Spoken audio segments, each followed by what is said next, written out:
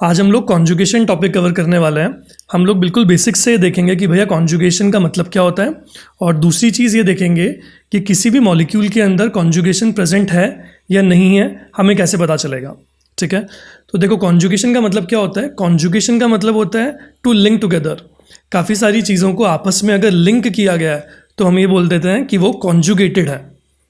बात क्लियर है। Organic chemistry में क्या मतलब होगा कॉन्जुगेशन का, कि पाई इलेक्ट्रॉन्स आपस में कनेक्टेड हैं, आपस में लिंक्ड है। कि मान लो एक मॉलिक्यूल है, ठीक है, एक मॉलिक्यूल के अंदर पाई इलेक्ट्रॉन्स हैं, कुछ पाई इलेक्ट्रॉन्स यहाँ बैठे हुए हैं मॉलिक्यूल में और कुछ पाई इलेक्ट्रॉन्स यहाँ पर बैठे हुए हैं, और दोनों को अगर एक दूसरे से कोई लेना देना नहीं है, ये अपनी ज़िंदगी में मस्त है, ये अपनी ज़िंदगी में मस्त है, दोनों को एक दूसरे से कोई लेना देना नहीं है, बिल्कुल भी मिलनसार नहीं है, ये इससे मिलने कभी नहीं आता, ये इससे मिलने कभी नहीं आता, दोनों एक साथ कहीं घूमने फिरने नहीं जाते हैं, तो हम ये बोलेंगे कि भैया कॉन्जुगेशन प्रेजेंट नहीं है।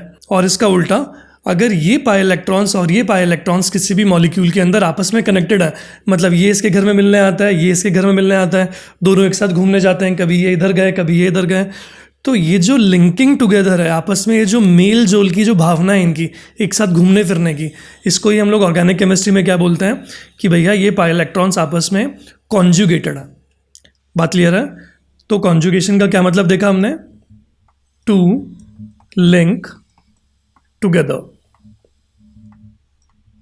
क्लियर। और ऑर्गेनिक में क्या मतलब देखा कि पाई इलेक्ट्रॉन्स आपस में लिंक्ड है, एक साथ घूमने फिरने जाते हैं, एक साथ अपनी ज़िंदगी जीता है। तो हम लोग क्या बोल सकते हैं, हम लोग ऐसा बोल सकते हैं कि भैया अगर पाई इलेक्ट्रॉन्स डीलोकलाइज्ड हैं किसी भी मॉलिक्यूल के अंदर, डीलोकलाइज, लोकलाइज मतलब लोकल, किसी भी एक जगह पर ही बैठे हुए हैं, कोई लेना देना नहीं उनको दुनियादारी से, तो हम लोग बोलेंगे कि भैया कॉन्जुगेशन नहीं है।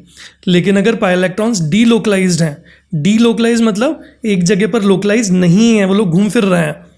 बात समझ में आई। इसका मतलब जब भी पाई इलेक्ट्रॉन्स डीलोकलाइज होते हैं या घूमते फिरते हैं तो हम ये बोलते हैं कि कॉन्जुगेशन प्रेजेंट है।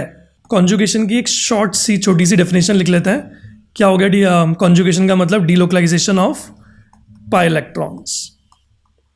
और कैसे होता है ये डीलोकलाइजेशन, देखो होता क्या है ना, जो पी ऑर्बिटल्स होते हैं या डी और एफ बी, जब ये ऑर्बिटल्स आपस में ओवरलैप करते हैं, एक दूसरे के साथ वो ओवरलैपिंग कर रहे हैं कुछ इस तरीके से, तो क्या होगा, इसके पाई इलेक्ट्रॉन्स इधर आ सकते हैं, इसके पाई इलेक्ट्रॉन्स इधर जा सकते हैं। तो इस तरीके से जब इलेक्ट्रॉन्स की शिफ्टिंग होती है तो हम लोग क्या बोलेंगे कि भैया कॉन्जुगेशन हो रहा है। क्लियर। देखो एक एग्जांपल देखते हैं, जैसे कि CH2 double bond CH this.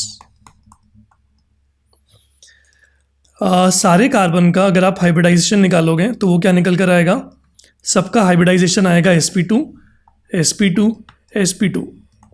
अच्छा, इसका मतलब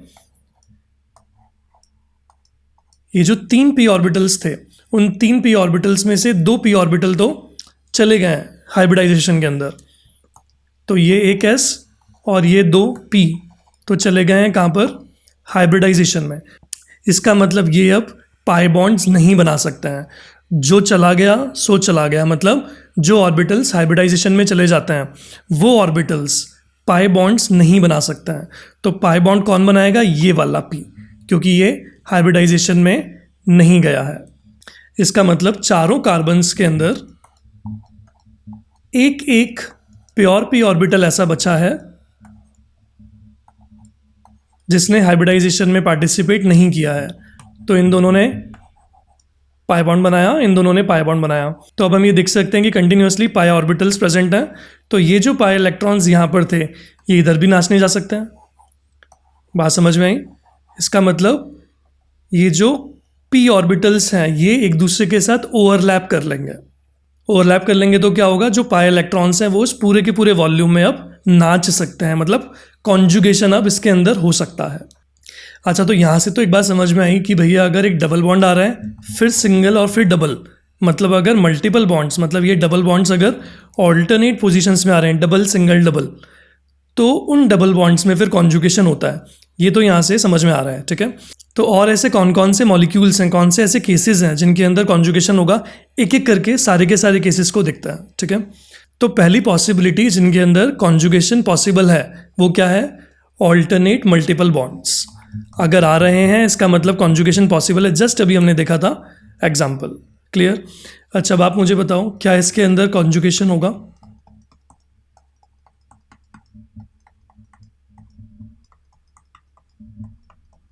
मतलब क्या ये पाई बॉन्ड्स आपस में कॉन्जुगेशन में है? कैसे देखेंगे? देखो, double single double single double alternate आ रहे हैं पाई बॉन्ड्स।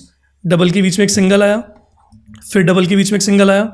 इसका मतलब ये वाला पाई बॉन्ड इस वाले पाई बॉन्ड के साथ कॉन्जुगेशन में है और इसके साथ भी कॉन्जुगेशन में है। मतलब ये तीनों पाई बॉन्ड्स एक दूसरे के साथ कनेक्टेड हैं, लिंक्ड हैं, कॉन्जुगेटेड हैं। अच्छा, मुझे बताओ क्या ये दोनों पाई बॉन्ड्स कॉन्जुगेशन में है?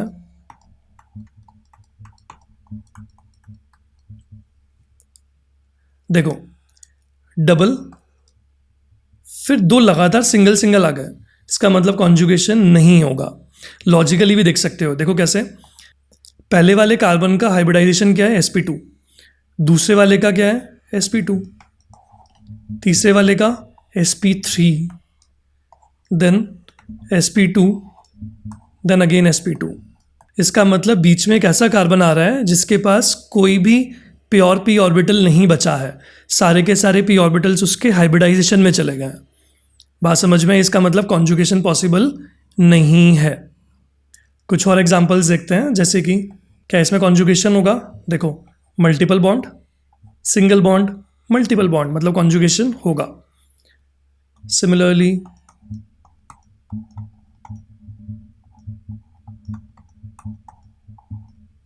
क्या इनमें कॉन्जुगेशन होगा? हाँ, होगा। Multiple bond, single bond, multiple bond. और भी काफ़ी सारे अच्छे अच्छे एग्जांपल्स हैं। डिस्क्रिप्शन में एक लिंक दिया हुआ है, कमेंट में भी एक लिंक दिया हुआ है, उस लिंक पर क्लिक करके आप और भी एग्जांपल्स कर सकते हो। ठीक है, देखो टाइप 2 क्या है? मल्टीपल बॉन्ड हो और उसके एडजेसेंट एटम के पास या तो एम्प्टी ऑर्बिटल हो, या फिर लोन पेयर हो, या फिर फ्री रेडिकल हो। मतलब ये एक मल्टीपल बॉन्ड है, इसके बाजू वाले मतलब एडजेसेंट एटम के ऊपर देखो एम्प्टी ऑर्बिटल है, कार्बन का ऑक्टेट पूरा नहीं है, इसका मतलब उसके पास एक एम्प्टी ऑर्बिटल है। तो इसके अंदर भी कॉन्जुगेशन होगा। कैसे होगा देखेंगे अभी, लेकिन कॉन्जुगेशन हो रहा है या नहीं हो रहा है वो हमें पहले पता करना है। ठीक है, सिमिलरली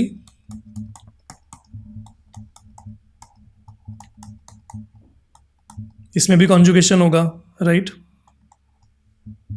सिमिलरली इसमें भी कॉन्जुगेशन होगा। तो हमने क्या बोला, एक मल्टीपल बॉन्ड है अगर और उसके बाजू वाले एटम पे एम्प्टी ऑर्बिटल है, लोन पेयर है या फिर फ्री रेडिकल है, तो उन तीनों केसेस के अंदर क्या होता है? कॉन्जुगेशन होता है।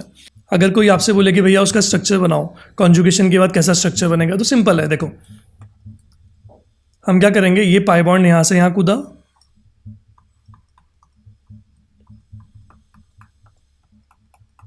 यहाँ पे इलेक्ट्रॉन्स आ गए तो इस कार्बन का पॉजिटिव चार्ज चला गया, इस कार्बन से इलेक्ट्रॉन चले गए तो यहाँ पर पॉजिटिव चार्ज आ गया। क्लियर? सिमिलरली अगर हमें यहाँ पे बनाना है तो कैसे करना होगा? इलेक्ट्रॉन्स यहाँ से यहाँ जाएंगे, ये यहाँ से यहाँ पे जंप करेगा।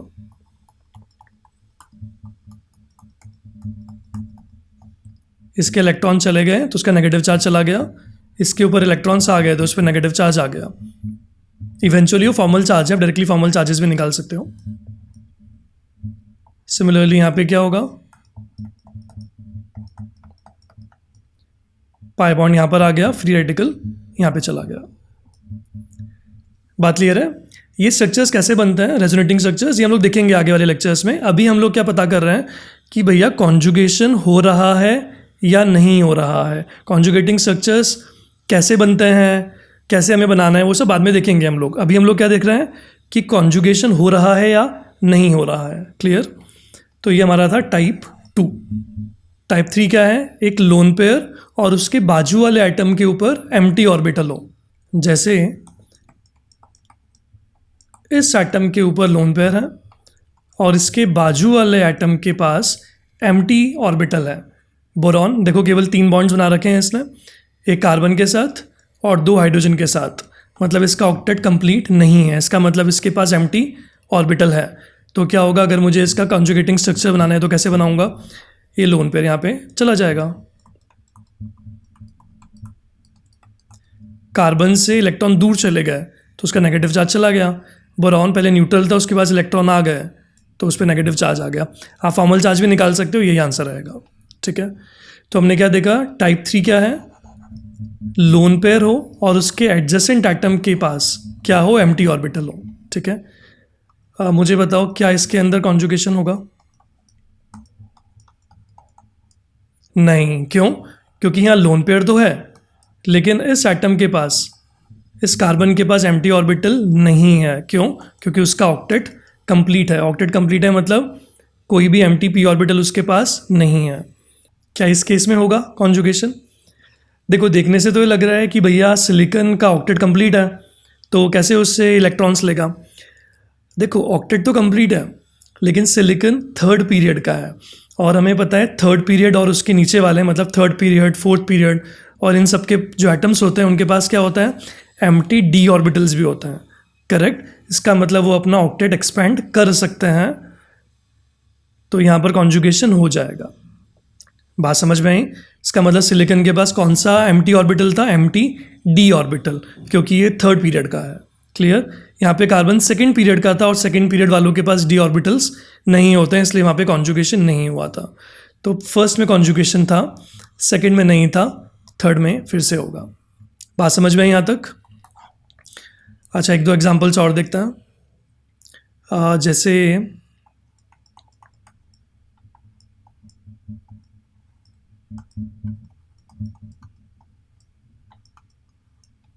क्या यहाँ पे कॉन्जुगेशन होगा?